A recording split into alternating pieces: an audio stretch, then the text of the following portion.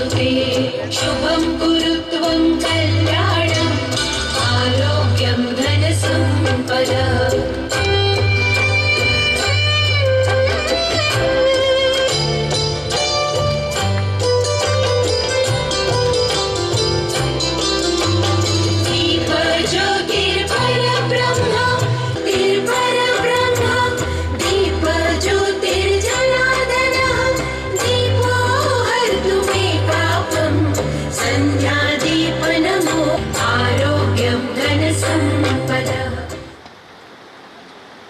Thank you for prayer. Now I would like to request Budelia Radha, Dabi Janvi and Makwana Amish.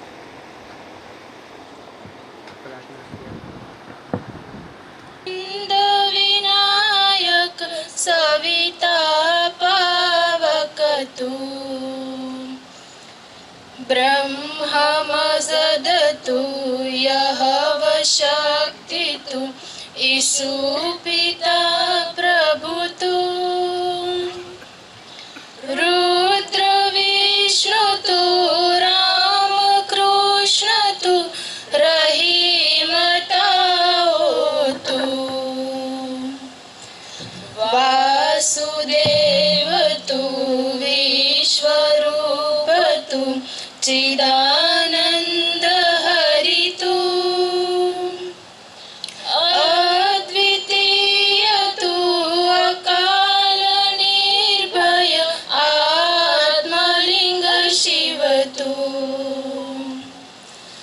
ओम तत्सत् श्री नारायण तू पुरुषोत्तम गुरु तू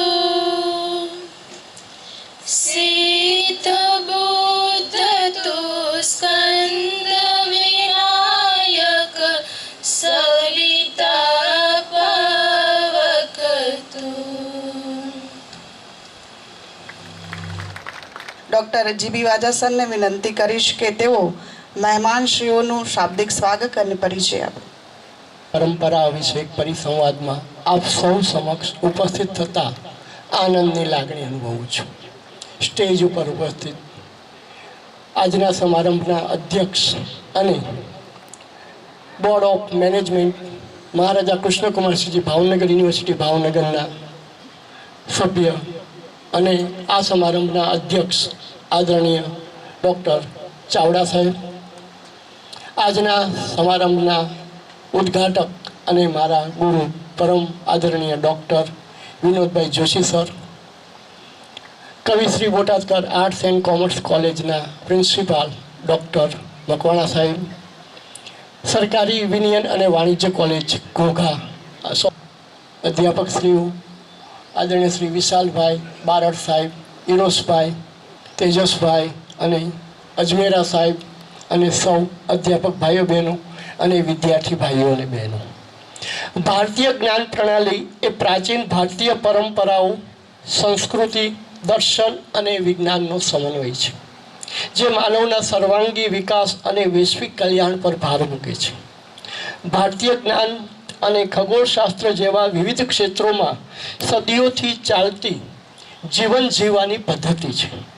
સર્વગ્રાહી અભિગમ, ગુરુકુળ પરંપરા, વિજ્ઞાન અને તકનિક, મૌખિક પરંપરા, આધુનિક સંદર્ભ, વેદવિદ્યા અને નૈતિકતા, અહિંસા અને સહિષ્ણુતા, પ્રકૃતિ સાથે સુમેળ વગેરે ભારતીય જ્ઞાન પ્રણાલીની મુખ્ય વિશેષતાઓ છે. ભારતીય જ્ઞાન પ્રણાલી એ આપણને અહંકાર ત્યજીને વિશાળ દૃષ્ટિકોણ અપનાવવાની પ્રેરણા આપે છે, જે આધુનિક સમયમાં શાંતિ માટે અનિવાર્ય છે. રાષ્ટ્રીય શિક્ષણ નીતિ 2020 અંતર્ગત ઉચ્ચ શિક્ષણમાં ભારતીય જ્ઞાન પરંપરાઓ એકીકૃત કરવાનો પ્રયાસો શરૂ કર્યા છે. ત્યારે ગુજરાત સરકારના શિક્ષણ વિભાગ દ્વારા સંચાલિત સરકારી વિનયન અને વાણિજ્ય કોલેજ અને મહારાજા કૃષ્ણકુમારસિંહજી ભાવનગર યુનિવર્સિટી ભાવનગર સંલગ્ન આ કોલેજમાં કેસીજીના સહયોગથી ભારતના ભવિષ્યમાં ભારતીય જ્ઞાન પરંપરા દ્વારા શિક્ષણમાં ક્રાંતિ, પડકારો અને અવસરો વિષયક રાજ્ય કક્ષાના પરિસંવાદમાં આપ સૌનું સ્વાગત કરતા આનંદની લાગણી અનુભવું છું. આજના આપણા આ કાર્યક્રમમાં મહારાજા કૃષ્ણકુમારસિંહજી ભાવનગર યુનિવર્સિટી ભાવનગરના કુલપતિ શ્રી એ ઉપસ્થિત રહેવાના હતા, પરંતુ અનિવાર્ય સંજોગોને કારણે ઉપસ્થિત રહી શક્યા નથી. તો આપણે આજના આ ઉદ્ઘાટન બેઠકના અધ્યક્ષ તરીકે બોર્ડ ઓફ મેનેજમેન્ટના મેમ્બર અને સમાજશાસ્ત્ર ભવનના પ્રોફેસર અને અધ્યક્ષ આદરણીય ડૉક્ટર ચાવડા સાહેબને હું વિનંતી કરું છું કે એમને તેઓ શ્રી આ બેઠકનું અધ્યક્ષ પદ સંભાળે. ડૉક્ટર ચાવડા સાહેબ દીર્ઘ સમયથી સમાજશાસ્ત્ર ભવનના પ્રોફેસર અને અધ્યક્ષ તરીકે કાર્યરત છે. તેમના માર્ગદર્શન હેઠળ લગભગ 20 વિદ્યાર્થીઓ એ PhD થયા છે. શિક્ષણનો બહોળો અનુભવ ધરાવે છે અને ભાવનગર યુનિવર્સિટીના વિવિધ સત્તામંડળના તેઓ હાલમાં પણ સભ્ય છે અને ઘણા બધા સત્તામંડળના સભ્ય એ રહી ચૂક્યા છે. તો આદરણીય ડૉક્ટર ચાવડા સાહેબને હું આવકારતા આનંદની લાગણી અનુભવું છું. વેચક, વાર્તાકાર, કોલમિસ્ટ અને સારા વક્તા છે. તેમની પાસેથી આપણને પરંતુ, ઝાલર વાગે જુઠડી, શિખંડી આદિ કાવ્ય સંગ્રહો મળે છે. 9મા 10મા દાયકાના એ નોંધપાત્ર ગીત કવિ છે. એમની પાસે ગીત ઉપરાંત ગઝલ, ખંડકાવ્ય આદિ વિવિધ સ્વરૂપોમાં એમની કલમ એમણે ચલાવી છે. 20મી સદીના છેલ્લા દશકામાં સૌરાષ્ટ્ર સમાચારમાં હવાની હવેલી નામની યુવાનોમાં લોકપ્રિય એવી કોલમ તેઓ શ્રીએ એ ચલાવી હતી અને યુવા વર્ગમાં એ લોકપ્રિયતા એ પામી હતી. તેમની પાસેથી આપણને 6 વાર્તા સંગ્રહો પણ મળે છે. ગુજરાતી સાહિત્યના જે પ્રતિષ્ઠિત પારિતોષિકો છે, જયંત પાઠક પુરસ્કાર, ક્રિટિક્સ એવોર્ડ, કવિશ્રી દલપતરામ પુરસ્કાર, ગુજરાત સાહિત્ય અકાદમીનો સાહિત્ય ગૌરવ પુરસ્કાર, નરસિંહ મહેતા પુરસ્કાર, કલાપી પુરસ્મીના પુરસ્કાર તેઓ શ્રીને પ્રાપ્ત થયા છે, જે આપણા સૌ માટે એ આનંદની બાબત છે. તેઓ શ્રી ભાવનગર યુનિવર્સિટીના ગુજરાતી ભાષા સાહિત્ય ભવનના પ્રોફેસર અને અધ્યક્ષ રહી ચૂક્યા છે. આ ઉપરાંત તેઓ શ્રી ડીન તેમજ ભાવનગર યુનિવર્સિટીના કાર્યકારી કુલપતિ તરીકે પણ સમયાંતરે તેઓ શ્રીએ ફરજ બજાવી છે. આ ઉપરાંત academic council, executive council, dean એમ આ વિવિધ સત્તામંડળોમાં તેઓ અધ્યક્ષ સ્થાને તેમજ સભ્ય તરીકે એ રહી ચૂક્યા છે. અને એથી વિશેષ જો કોઈ ઓળખ આપવી તો એવું કહી શકાય કે લગભગ આજે ગુજરાતમાં 101 કોલેજોમાં તેમના વિદ્યાર્થીઓ એ અધ્યાપક તરીકે કાર્યરત હશે અને લગભગ 501 જેવા વિદ્યાર્થીઓ એ પ્રાથમિક શાળા અને માધ્યમિક શાળામાં શિક્ષક તરીકે કાર્યરત હશે. આ એમની સૌથી મોંઘી મૂડી છે એવું એમણે ગાડીમાંથી ઉતરતાની સાથે જ એમણે કહ્યું છે. તો આ નિમિત્તે જ્યારે અહીંયા આપણી વચ્ચે ઉપસ્થિત છે તો તેઓ શ્રીને હું કોલેજ પરિવાર વતી આવકારતા એ આનંદની લાગણી અનુભવું છું. મહારાજા કૃષ્ણકુમારસિંહજી ભાવનગર યુનિવર્સિટી સંલગ્ન સરકારી અને ગ્રાન્ટીન એડ કોલેજોના સૌથી વરિષ્ઠ અને senior principal doctor Anirudhsinh Makwana, આચાર્યશ્રી કવિશ્રી Botadkar arts and commerce college એ આપણી વચ્ચે ઉપસ્થિત છે, તો તેઓશ્રીને પણ હું સહર્ષ આવકારું છું. અમારી બંને સરકારી કોલેજો વલભીપુર અને ગઢડાના આચાર્યશ્રી આદરણીય સેજલિયા સાહેબ અને સુનિતાબેન નિમાવત એ આપણી વચ્ચે ઉપસ્થિત છે, તેઓશ્રીને પણ હું આવકારતા આનંદની લાગણી અનુભવું છું. સરકારી વિનયન અને વાણિજ્ય કોલેજ ઘોઘા એમાં ઘોઘા શહેર આમ તો ન કહેવાય પણ મોટું ગામડું કહેવાય અને એને આસપાસના ગ્રામીણ વિસ્તારમાં વસતા વિદ્યાર્થીઓ વચ્ચે એ અમે કામ કરી રહ્યા છીએ.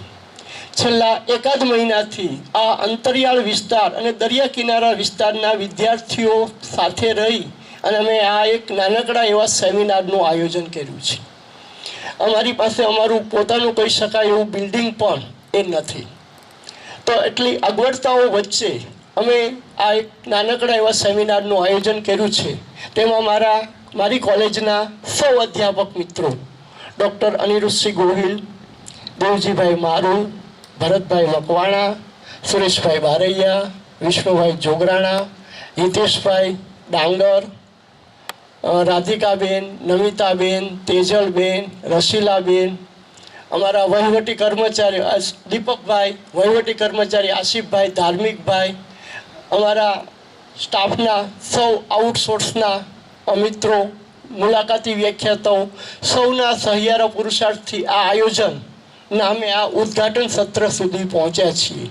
સૌએ સરસ કામ કર્યું છે, એનો મને આનંદ છે અને સૌને અભિનંદન આપું છું. અને આ અમારી ટીમ વર્કનું એ આ પરિણામ છે.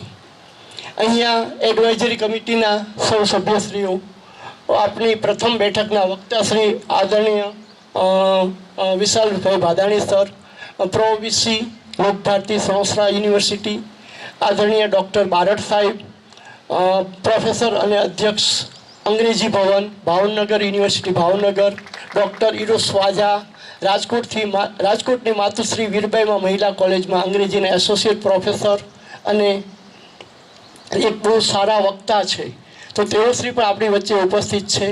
આપણા ઇન્ચાર્જ પરીક્ષા નિયામક તેજસભાઈ, આપણા વાણિજ્ય ભવનના પ્રોફેસર ડૉક્ટર અજમેરા સાહેબ, સૌ એડવાઇઝરી કમિટીના સભ્યશ્રીઓ કનુભાઈ, વિરમદેવસિંહ, ભાલ સાહેબ, ચિંતનભાઈ, સો ડૉક્ટર વિશ્વાસભાઈ જોશી સાહેબ, સૌને આવકારતા આનંદની લાગણીનું. વિશ્વાસભાઈ આવો ઉપર, આવો આવો.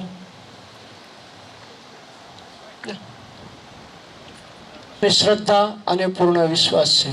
પુનઃ આપ સૌ અધ્યાપક ભાઈઓ બહેનો, વિદ્યાર્થીઓ અને મંચસ્થ સૌ મહાનુભાવોને આવકારતા આનંદ અને હર્ષની લાગણી અનુભવું છું. પુનઃ આપ સૌની ઉપસ્થિતિનો આનંદ વ્યક્ત કરી વિરમું છું. જય હિન્દ, જય ભારત, જય જય ગરવી ગુજરાત.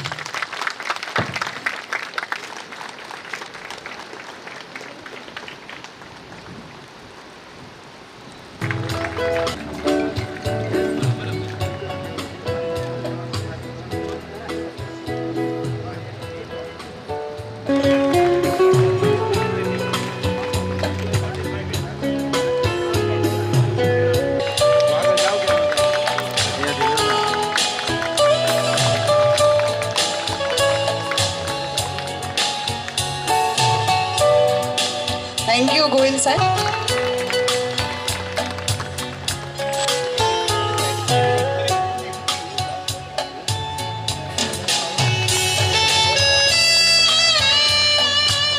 થેન્ક યુ મારું સર. આપણી વચ્ચે ઉપસ્થિત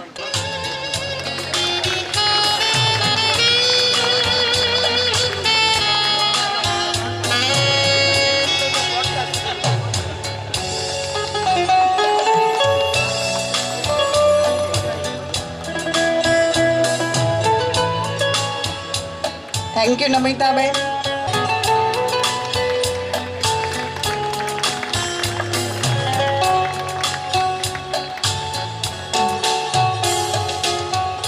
વિનોદ જોશી સરને હું વિનંતી કરીશ કે તેઓ પોતાનું વક્તવ્ય આપે.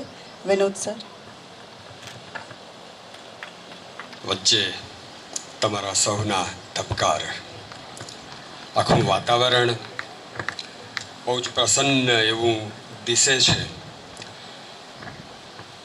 અને આપણે વાત કરવાની છે ભારતીય જ્ઞાન પરંપરા અને એ આજની ક્ષણ સાથે કઈ રીતે જોડાઈ છે તે. એક તરફ ત્રીજા વિશ્વયુદ્ધના ભણકારા વાગી રહ્યા છે અને અવિદ્યયા મૃત્યુમ તીર્ત્વા, પછી શું છે? વિદ્યયામૃતમશ્નુતે. અવિદ્યા છે એ તમને મૃત્યુથી, દુઃખથી બચાવે છે અને વિદ્યા છે એ તમને મોક્ષની પ્રાપ્તિ કરાવે છે, અમૃત તત્વની પ્રાપ્તિ કરાવે છે. બધી બહુ ગેબી વાતો છે. આમ તો અમૃત તત્વ એટલે શું એની મીમાંસા અત્યારે કરવાનો કોઈ આ ઉપક્રમ નથી. અને બીજી તરફ જે આપણી રોજિંદી જિંદગી છે એને બાજુએ મૂકવાનો પણ આ પ્રસંગ નથી. અને આપણે એ બંને વચ્ચેનું કેટલુંક વિચારવાનું છે. વાત એટલી સરળ પણ નથી અને એટલી ગંભીર પણ નથી, કારણ કે આપણા વિશે જ માત્ર આપણે વિચારીએ તો પણ આ આખી પરંપરાનો એક અંશ આપણે કઈ રીતે છીએ અને કેવી રીતે આપણું એની સાથેનું ટ્યુનિંગ થાય છે, થયા કરે છે, એને વિશે આપણે વિચારી શકીએ. પણ કેટલુંક પ્રારંભે અહીં જે વિદ્યાર્થીઓ આવ્યા છે, કમ્પાર્ટમેન્ટ્સ રચી આપ્યા છે. મૂળભૂત રીતે જ્યાં એકમાં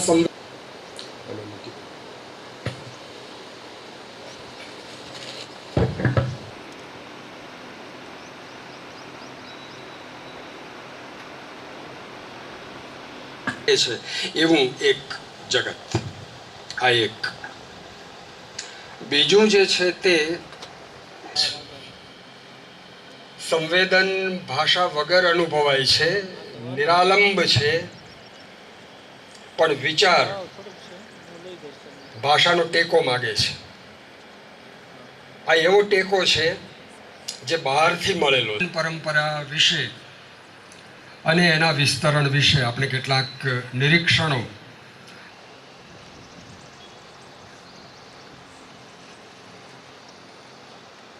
તો સંવેદનાનો જે અનુભવ છે તે આપણી પાસે ભાષા નહોતી ત્યારે પણ આપણે કરતા હતા.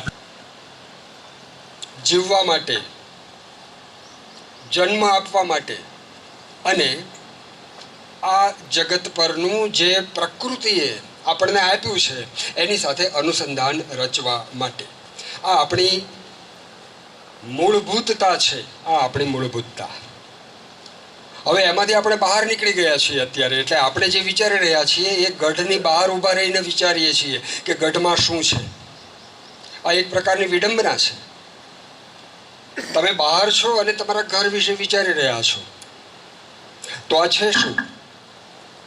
જેને તમે આત્મતત્વ કહો છો એ શું છે? કે જેને તમે જગત કહો છો, જેમાં તમે જીવી રહ્યા છો, એ શું છે? આ આખો એ મુદ્દો બહુ જ તાત્વિક છે અને થોડીક એકાગ્રતા માગે એવો છે, પણ એ સમજી લેવો જરૂરી છે. કારણ કે જ્યારે આપણે હવે આ એઆઈના સમયમાં પ્રવેશી ચૂક્યા છીએ અને આપણે એક સાધનના દોરવાઈ રહ્યા છીએ, એવે વખતે આપણે અંદર છીએ કે બહાર છીએ કે વચ્ચે છીએ, આપણું સ્થાન નક્કી કરવા માટે એક બહુ જ મોટી આવશ્યકતા ઊભી થઈ છે. મને એ વાતનો આનંદ છે કે એક નાનકડી કોલેજ આવા એક ગંભીર મુદ્દા પર તમને સૌને નિમંત્રીને તમને એક એવી ચેતના પૂરી પાડવાનો પ્રયાસ કરે છે કે જેનાથી આ દિશામાં થોડુંક વધારે આપણે સૌ વિચારી શકીએ. આ દેશ આજકાલનો નથી, આપણે જાણીએ છીએ. આજે જેને વિકસિત દેશો કહીએ છીએ એ બધા 150, 200, 250, 300 વર્ષથી જૂના નથી. એમાં અમેરિકા, ઓસ્ટ્રેલિયા બધા આવી ગયા. આપણે વાત કરીએ છીએ આપણા દેશની દીર્ઘ પરંપરાની, કે જે 5000થી પણ વધારે વર્ષ જૂની છે. અને એમાંય એની જે જ્ઞાન પરંપરા છે જેનો પ્રભાવ વિશ્વભરમાં પ્રસરેલો છે, એ અત્યારે આપણા હાથમાં છે ખરો? હાથમાં છે તોય કાબુ બહાર છે. ભાગ્યરેખાઓનો કેવો ભાર છે. કોઈ આપણું ભવિષ્ય આપણી હથેળીમાં જોઈ આપે છે, પણ હાથમાં હોવા છતાં આ બધું કાબુ બહાર છે. આપણી પાસે જે એક આખો ભૂતકાળ, જેની ભવ્યતાના ગીત આપણે સદૈવ ગાઈએ છીએ, એ દિશામાં જઈએ ત્યારે આપણને ખબર પડે છે કે પસંદગીના જે ધોરણો હતા એ કયા પ્રકારના હતા. યાજ્ઞવલ્ક્ય ઋષિ જ્યારે વાનપ્રસ્થ સ્વીકાર્યું ત્યારે પોતાની બંને પત્નીઓને બોલાવીને કહ્યું હતું કે પોતાની જે સંપત્તિ છે એના આ બે વચ્ચે ભાગ પાડવાના છે. ત્યારે મૈત્રેયીએ એમ કહ્યું કે યેન અહમ ન અમૃતાસ્યામ કિમ અહમ તેન કુર્યામ. જેનાથી મને અમૃત તત્વની પ્રાપ્તિ થવાની ન હોય એને લઈને હું શું કરું? અને કાત્યાયનીએ એ બધું રાખ્યું. તો તમે જુઓ કે આ એક આખી ભારતીય પરંપરા છે કે જેમાં શું સ્વીકારવું અને શું ન સ્વીકારવું એનો અવબોધ આ રીતે સ્થિર થયેલો હતો. અને બે જગત આ પ્રકારના પહેલેથી જ આપણે ત્યાં ભિન્ન સ્વરૂપે સ્વીકારાયેલા જોવા મળે છે. એક વાત કરવી બહુ જરૂરી લાગે છે. જેને આપણે જ્ઞાન કહીએ છીએ એ બહુ પવિત્ર વસ્તુ છે. ગીતાકારે તો એવું સ્પષ્ટ કહ્યું છે, ન હિ જ્ઞાનેન સદૃશમ પવિત્રમિહ વિદ્યતે. જ્ઞાનથી પવિત્ર બીજું કશું છે નહીં. પણ જગતનું કોઈ પણ જ્ઞાન એ હંમેશા તુલનાત્મક હોય છે. સીધું જ્ઞાન કદી મળતું જ નથી, બધું જ તુલનાત્મક હોય છે. આ ગુણવંત વાજા છે કારણ કે એ કોઈ બીજું નથી. આ કોઈ બીજું એની અંદર તમે ઘણા બધાને નિગ્લેક્ટ કરો છો ત્યારે આ એકની પ્રતીતિ થાય છે. એવી રીતે કોઈ પણ જ્ઞાન એ ઘણા બધા સંદર્ભોને છોડી દીધા પછી પ્રાપ્ત થયેલું હોય છે. આવી ચરવણા જ્યારે આપણી અંદર થાય ત્યારે આપણે ન્યુક્લિયસ સુધી પહોંચીએ છીએ. નહીં તો આપણે હંમેશા મૂંઝાયેલા, ગભરાયેલા, કોઈને કોઈ રીતે વિખાયેલા એવા જ રહીએ છીએ. જ્ઞાન પરંપરાનો આશ્રય લેવા માટે સૌથી મોટો જો કોઈ માપદંડ હોય તો એ આ તુલના છે. આ સમુદ્ર છે કારણ કે એ નદી નથી. આ નદી છે કારણ કે એ ઝરણું નથી. આ ઝરણું છે કારણ કે એ કૂવો નથી. આ કૂવો છે કારણ કે એ અવેડો નથી. આ અવેડો છે કારણ કે એ પાણીયારું નથી. તમે આ બધા સંદર્ભોમાં જળ હોવા છતાં આ દરેક વસ્તુને અલગ અલગ રીતે આઈડેન્ટિફાઈ કરો છો. એનો અર્થ એ થાય છે કે તમે એક વસ્તુની વાત કરતી વખતે બીજી અનેક વસ્તુઓને બાદ કરો છો. આપણી જ્ઞાન પરંપરાએ આપણને આ જે સૂચવું છે, જે લક્ષ્યગામિતા જે સૂચવી છે, એનો મહિમા જેટલો સવિશેષ થશે એટલી આપણી જ્ઞાન પીપાસા અથવા તો જ્ઞાનને તૃપ્ત કરવા માટેની અભિલાષા વધુ ને વધુ જાગૃત થશે. દ્રોણે અર્જુનને જ્યારે પૂછ્યું હતું ત્યારે એણે આંખ દેખાડી હતી કે મને આ આંખ દેખાડી છે. એનો અર્થ એ થયો કે એણે પક્ષીને બાદ કરી દીધું. પક્ષીની જ આંખ હોવા છતાં પક્ષીને એણે બાદ કરી દીધું છે. જ્ઞાન સાથે જોડાયેલી આ એકાગ્રતા એ જ સૌથી મોટી સંપ્રાપ્તિ છે. અને એનો આપણી ભારતીય પરંપરામાં અનેક રીતે ક્યાંક ને ક્યાંક સંદર્ભ આપણને જોવા મળે છે. એ બધા સંદર્ભોમાં હું નથી જતો, પણ મૂળ વાત તો એ છે કે ભારતીય જ્ઞાન પરંપરાએ આપણને શીખવવાનું સૂચવું જ નથી, શીખવાનું સૂચવું છે. આપણી આખી પદ્ધતિ અત્યારે એ છે કે શીખવનારનું જ્યાં સુધી અસ્તિત્વ ન હોય ત્યાં સુધી કોઈ શીખી શકતું નથી. કોઈ મારા એક કવિ મિત્ર છે, એણે એવું લખ્યું છે, એની આખી પંક્તિ મને યાદ નથી, પણ એણે એમ લખ્યું છે કે એ નક્કી ગબડવાનો જ છે કારણ કે એના રસ્તામાં કોઈ ઠોકર નથી. વિચિત્ર લાગે એવું વાક્ય છે.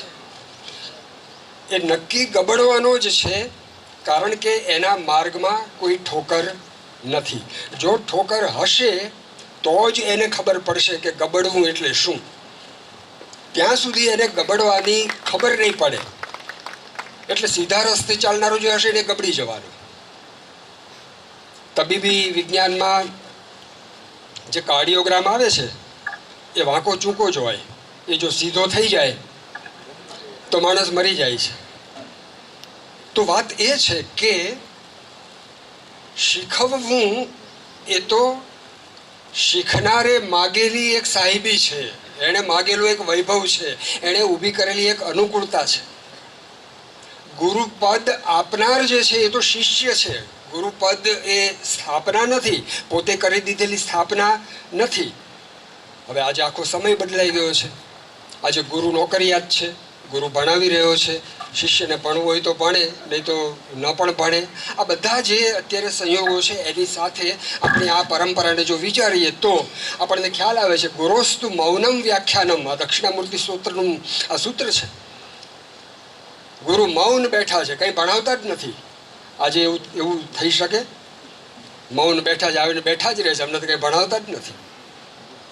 ગુરોસ્તુ મૌનમ વ્યાખ્યાનમ શિષ્યાસ્તુ છિન્ન સંશયા. અને શિષ્યોના સંશયો દૂર થઈ જાય છે, પાછા એના મનમાં પ્રશ્નો રહેતા નથી. તો એ કયા પ્રકારનું કોમ્યુનિકેશન હશે? એ શું થતું હશે ગુરુ અને શિષ્ય વચ્ચે કે જેથી કોઈ સંશયો રહે જ નહીં? તો આવી કોઈક પ્રણાલી જેની વચ્ચેથી આપણે પસાર થયા છીએ. તમારું જે આ આખું જે કાર્યક્રમ યોજાયો છે એનું જે કાર્યક્ષેત્ર છે એ તો ભારતીય પરંપરાના કેટલા બધા ક્ષેત્રો સાથે સંકળાયેલું છે. એમાં યોગ પણ છે, નૃત્ય પણ છે, આયુર્વેદ પણ છે, સંગીત પણ છે. બધા જાત ભાતના કળાથી માંડીને સમાજ જીવનના અનેક પરિમાણો એની અંદર આવરી લેવાયેલા છે. કાલિદાસના સમયમાં વિક્રમ રાજા હતો. આમ તો વિક્રમ રાજાના દરબારમાં કાલિદાસ હતો એમ કહેવાનું જોઈએ, પણ કહેવું ઉચિત કયું વધારે સારું છે, કયું લાગે? કાલિદાસના સમયમાં રાજા વિક્રમ હતો. એ વિક્રમ રાજાના દરબારમાં 9 રત્નો હતા. અને કેવા કેવા હતા? ધન્વંતરી વૈદ્ય, જે આયુર્વેદનો આપણો અગ્રણી, ધન્વંતરી, ચરક, સુશ્રુત, આ બધી આપણી તબીબી ક્ષેત્રની, ચિકિત્સા ક્ષેત્રની ધોરીણ વ્યક્તિમત્તાઓ બધી, એ ધન્વંતરી એ વિક્રમના દરબારમાં હતો. ધન્વંતરી, ક્ષપણક, અમર, સિંહશંકુ, વેતાલ ભટ્ટ, ઘટકરપર, કાલિદાસ, ખ્યાતો વરાહ મિહિરો નૃપતે સભાયામ રત્નાની વૈ વર રુચિર નવ વિક્રમસ્ય. આ વરાહ મિહિર જેવો ખગોળ શાસ્ત્રી એ કાલિદાસ પાસે હતો, વિક્રમ પાસે હતો. શૂન્યની શોધ કરનારો આર્યભટ્ટ ત્યાં હતો. તમે જો આખી આ જ્ઞાન પરંપરા અને એને અપાયેલો જે રાજ્યાશ્રય હતો. હવે આજે તમે જુઓ કે આપણી આજની જે પોલિટિકલ સિચ્યુએશન છે તે, અને એ જેમનું સમર્થન કરી રહી છે એ, આ બંને વચ્ચેનો ક્યાંય મેળ છે ખરો? અથવા તો હોવો જોઈએ એવું આપણે વિચારીએ છીએ ખરા? તો એ દિશામાં આપણે લગભગ ઉદાસીન બની ગયા છીએ. હમણાં સુધી હજી ગોંડલના મહારાજા ભગવતસિંહજીએ જે ભગવત ગોમંડળ કોષ તૈયાર કર્યો, ત્યારે જે કોઈ નવો શબ્દ લઈને આવે એને અમુક રકમ આપવી એ પ્રકારનો નિયમ કરેલો હતો. અને એમાંથી આ 2.5 લાખ ગુજરાતી શબ્દોનો ભગવત ગોમંડળ એ તૈયાર થયો. આપણી આખી જ્ઞાન પરંપરાનું તમે વિસ્તરણ જોશો તો તમને ખ્યાલ આવશે કે એને નિભાવનારા, એનું સંવર્ધન કરનારા, એનું જતન કરનારા, એને આગળ લઈ જનારા એવા અનેક પરિમાણો એ આપણે જુદા જુદા સમયમાં જોઈ શકીએ છીએ. આપણે એ પણ જાણીએ છીએ એ 11 વ્રતો દ્રઢપણે આચરવા, આવું છે ને ગાંધીજીનું કયું પદ ગુણો યાદ કરવા મને? વૈષ્ણવજન તો એમાં આવે છે, સત્ય, અહિંસા, ચોરી ન કરવી, વણજોતું નવ સંઘરવું.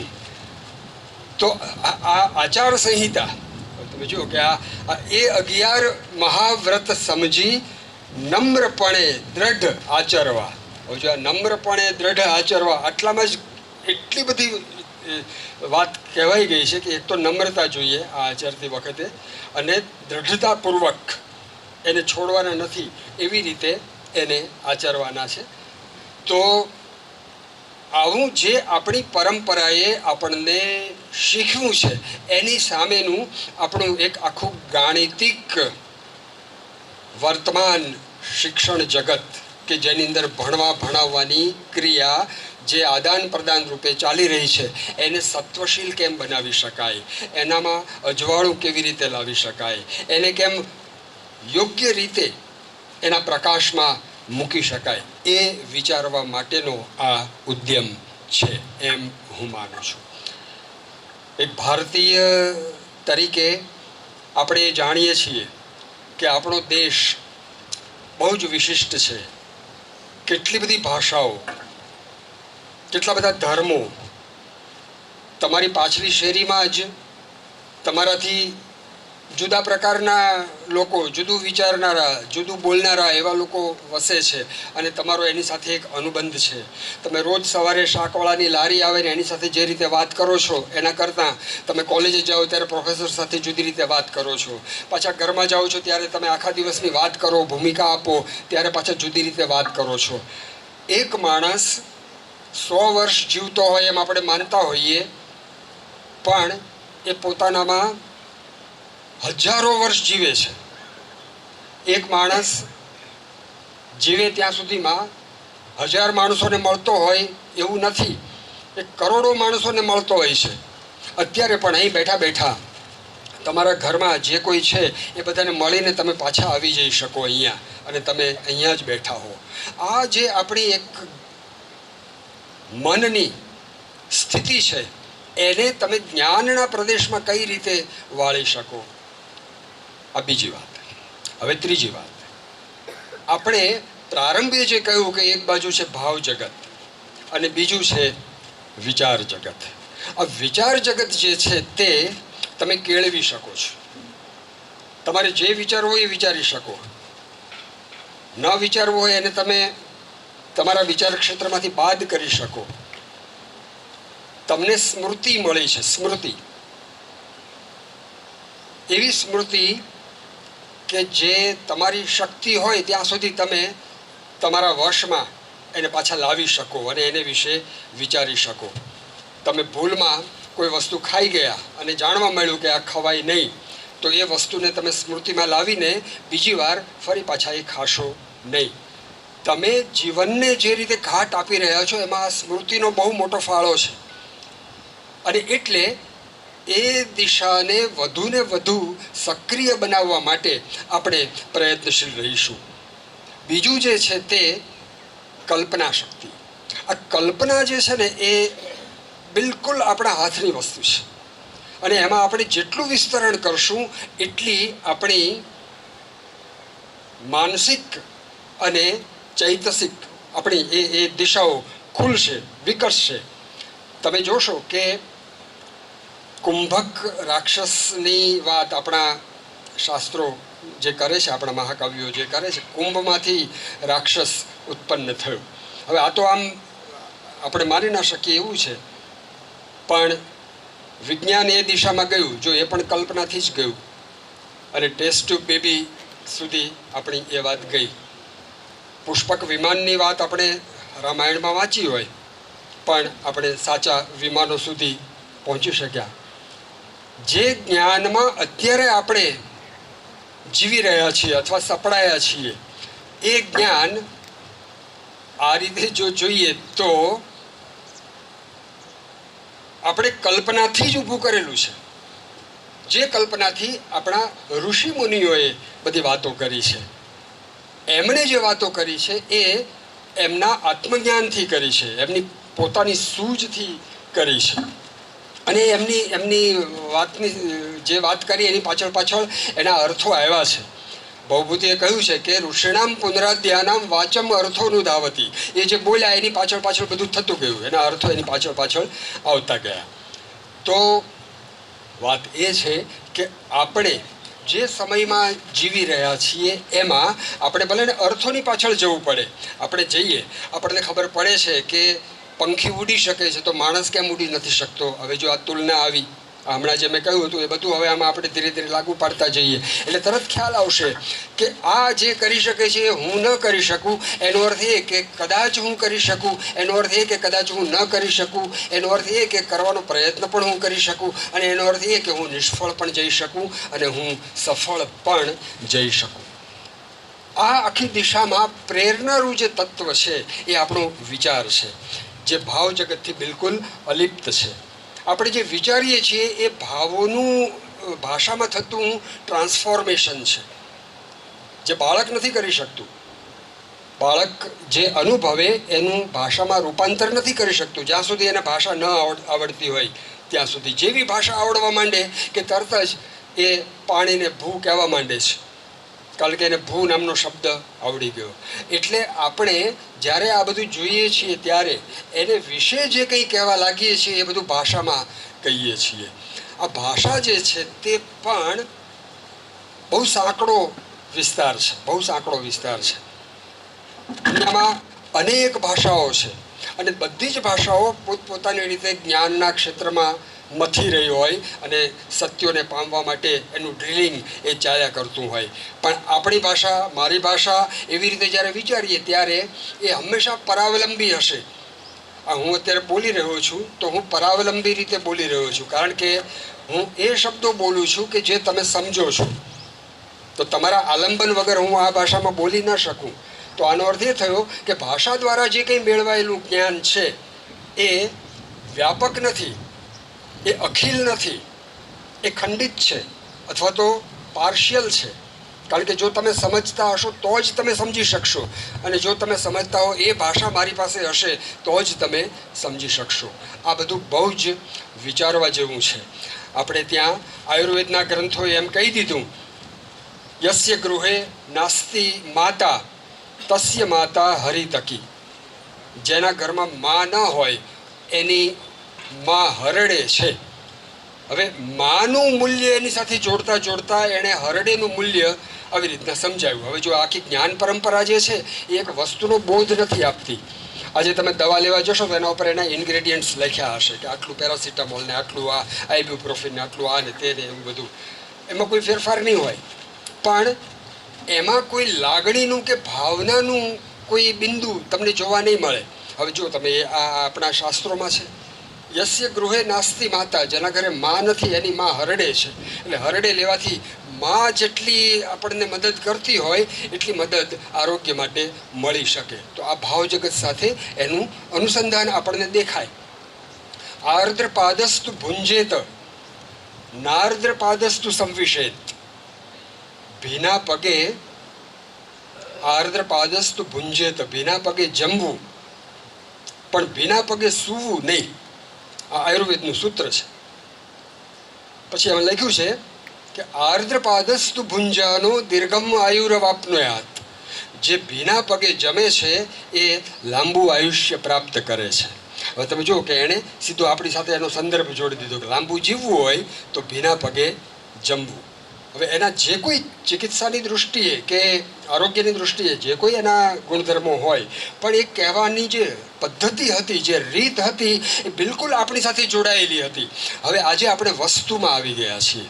હવે આજે આપણી પાસે આ એક મોબાઈલ નામની એક ચીજ એ આપણને જે રીતે રોકીને બેઠી છે, એનું ક્ષેત્રફળ તો નાનકડું એવું છે, પણ એમાં આપણને આખી દુનિયા દેખાઈ રહી છે. આ એક બહુ મોટી વિડંબના છે કે કરેલો દુનિયા મુઠ્ઠી મેં, તમારા હાથમાં આ દુનિયા આવી ગઈ છે. આપણને વાંધો નથી એનો. આ બધું જો એમને એમ જોવા મળતું હોય તો એ તો આપણી ઉપલબ્ધિ છે, વિજ્ઞાનની ઉપલબ્ધિ છે, અને એને આત્મસાત કરવી જોઈએ. એની સામેના કોઈ વાંધા વિરોધ એ બધું નથી. પણ એ જે કંઈ છે એ રોકે છે કોને? એ રોકે છે આપણા ભાવ જગતને, આપણી સંવેદનાઓને, આપણા ઉભરાઓને, આપણી એવી અપેક્ષાઓ કે જેનું ભાષામાં એનું કોઈ અનુવાદ નથી, એવું જે કંઈ આપણને થઈ રહ્યું છે એ તમને આ વસ્તુ આપી રહી નથી.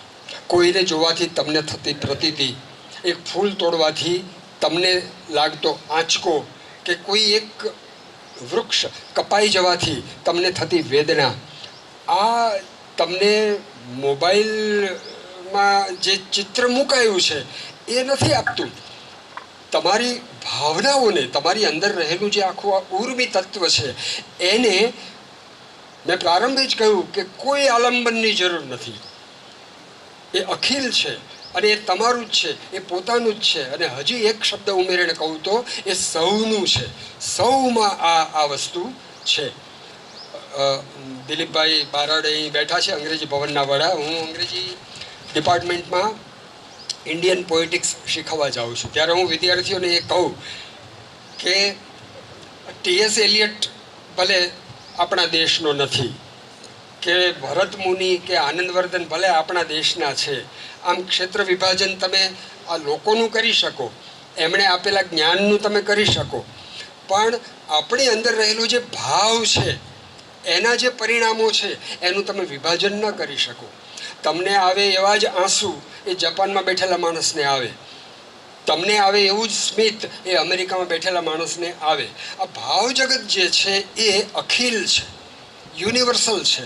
અને એ જો આપણી અંદરથી નીકળતું જાય તો આપણે કાળક્રમે વસ્તુ બની જઈએ.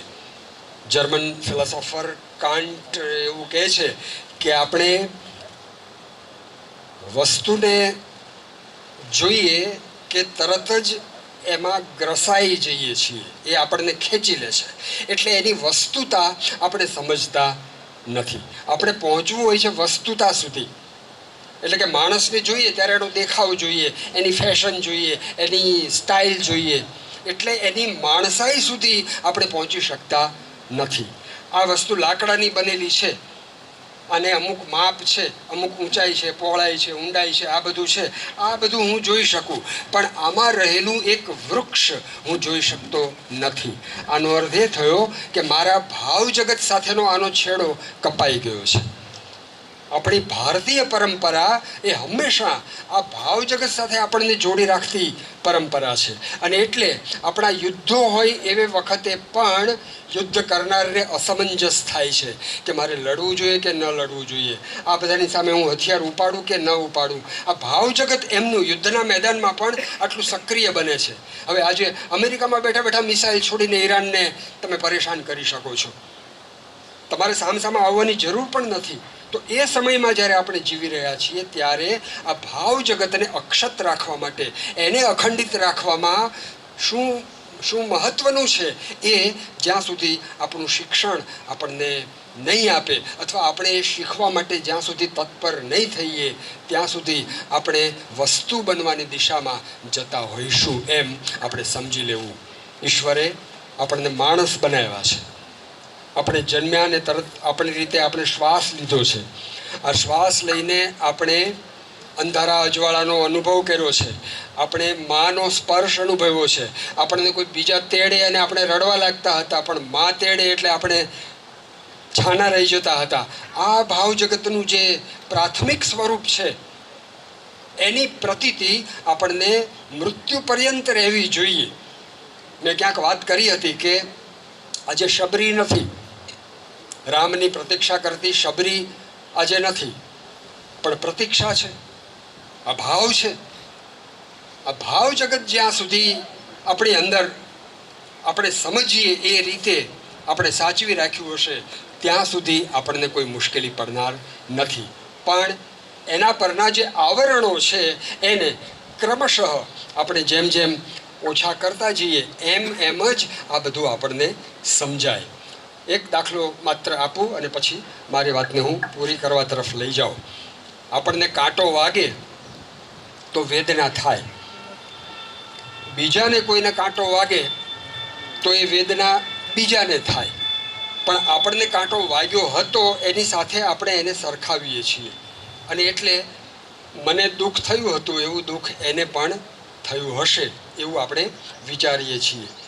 બીજા બધાના દુઃખોને તમે આવી રીતે જ વિચારી શકો જે તમારા ઉપર પડ્યા હોય અને તમારા આધારે તમે એનું મૂલ્યાંકન કરતા હો.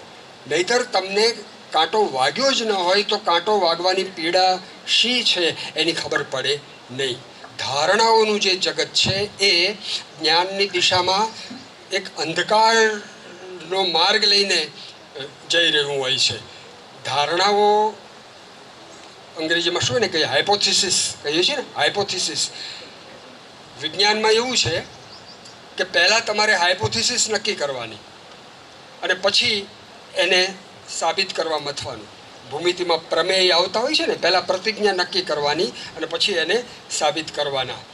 એની સામેનું આ આખું જ્ઞાનનું જગત છે કે તમે ચાલવા લાગો, ચરઈ વેતી અને એમાં તમને જે કંઈ મળે, જે કંઈ અનુભવ થાય એ તમારું જ્ઞાન, એ તમારું તમે મેળવેલું શિક્ષણ. એટલે આ પેલું આપવું અને લેવું, આ આદાન પ્રદાનની આખી એક નવી વ્યાખ્યા આપણે સમજવી પડે અને એ રીતે આપણે બધા જ વિદ્યાર્થી છીએ, આપણે બધાએ જ બધું મેળવવા માટે જાતે પ્રયત્ન કરવાનો છે. એ સ્ટેન્ડ જ્યાં સુધી આપણે લઈ શકીએ નહીં ત્યાં સુધી આપણે કોઈક આપે આપણે લઈએ અને આપણે લીધું એને સાબિત કરવા માટે પરીક્ષા આપી દઈએ અને પરીક્ષા આપીને એક કાગળિયું લઈને રવાના થઈ જઈએ. આનાથી વિશેષ શિક્ષણ આપણે બીજું કશું આપી શકે નહીં. આપણી જ્ઞાન પરંપરામાંથી લુપ્ત થતી જતી આ બધી જે બાબતો છે એને આપણે સમજવી પડશે. એક અમેરિકન થિંકર છે, નામ અત્યારે એકદમ યાદ નથી આવતું, એણે એક એવી વાત કરી છે, if you ask your mother for a chocolate and she gives you 2 chocolates and you eat both of them, who is better in arithmetic, you or your mother? તમે મા પાસે એક ચોકલેટ માગો, મા 2 આપે અને તમે બંને ખાઈ જાઓ, તો ગણિત કોનું ચડિયાતું, તમારું કે તમારી માતાનું?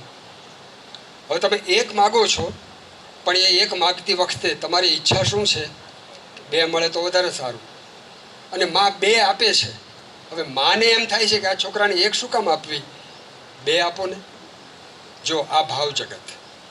અને 2 ખાઈ જાય છે પાછો એ, અને એ પૂછે છે કે 2 માંથી કોનું ગણિત સાચું? હવે આ તમે એઆઈની સરાણે ચડાવશો તો એમાં એનો જવાબ નહીં મળે, કારણ કે ત્યાં ભાવ જગતનો મહિમા કરેલો છે. ત્યાં તો તમે જે કી આપશો એની સામે એનું રિઝલ્ટ એ પ્રમાણે જ મળવાનું છે.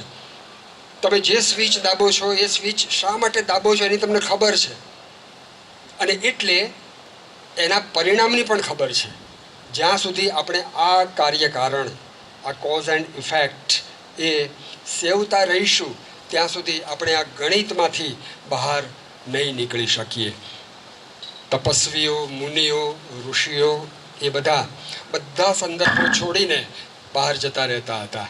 એ તપ કરતા હતા હિમાલયમાં, ગુફાઓમાં. એમ સંદર્ભ વગરનું જે જીવન એ હતું એમાં એ સાવ નિસંદર્ભ હતા એવું નહોતું. એમણે કંઈક જે પ્રાપ્ત કરવાનું હતું તે આ, જેનો મેં પ્રારંભે નિર્દેશ કર્યો એની સાથે એ જોડી દઉં, વિદ્યામૃતમશ્નુતે. એ વિદ્યા છે કે જે અમૃત તત્વની પ્રાપ્તિ કરાવે છે, જેને તમારા પછી વ્યાખ્યાયિત કરવા માટે આગળ આવવું પડતું નથી. કેટલીક વસ્તુઓ એવી છે કે જે કહેવાતી નથી, સમજાઈ જાય છે, આપોઆપ સમજાઈ જાય છે. એના માટે નથી ભાષાની જરૂર હોતી, નથી પ્રમાણની જરૂર હોતી. પણ આપણે જે સમયમાંથી પસાર થઈ રહ્યા છીએ એ પ્રમાણિત કરવા માટેનો સમય છે. જ્યાં સુધી તમે એ પુરાવો ન આપો, તમે પ્રુવન બનો નહીં ત્યાં સુધી તમારો સ્વીકાર થતો નથી.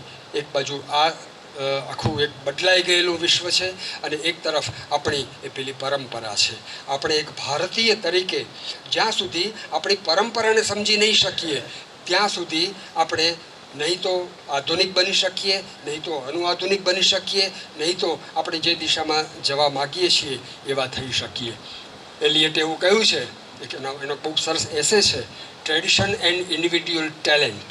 આ પરંપરાને જ્યાં સુધી તમે જાણો નહીં ત્યાં સુધી તમારી વૈયક્તિક પ્રતિભાથી તમે કશું કરી શકો નહીં. શેક્સપિયરને કોઈએ,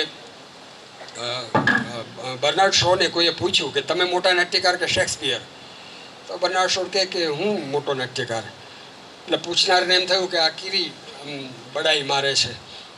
પણ શોએ આગળ એમ કહ્યું કે હું એટલા માટે મોટો નાટ્યકાર છું કારણ કે હું શેક્સપિયરના ખભા ઉપર ઊભો છું, એટલે વધારે દૂર જોઈ શકું છું.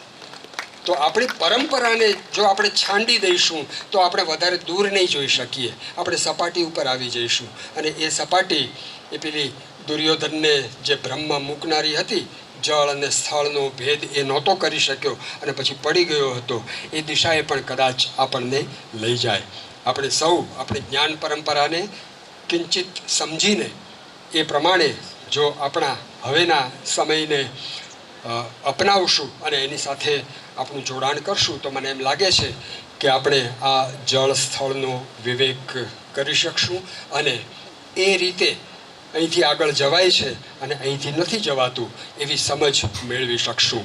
એક કવિની એવી પંક્તિઓ છે, એવા મુકામ પર હવે ઊભો છે કાફલો, અહીંથી જવાય રણ તરફ, અહીંથી નદી તરફ. અહીંથી હું શ્વેત શ્વેત કંઈ સ્વપ્ને લચી શકું, અહીંથી હું અંધકારની ખીણે ખરી શકું, અહીંથી જવાય હમણાં તરફ, અહીંથી કદી તરફ, અહીંથી જવાય રણ તરફ, અહીંથી નદી તરફ.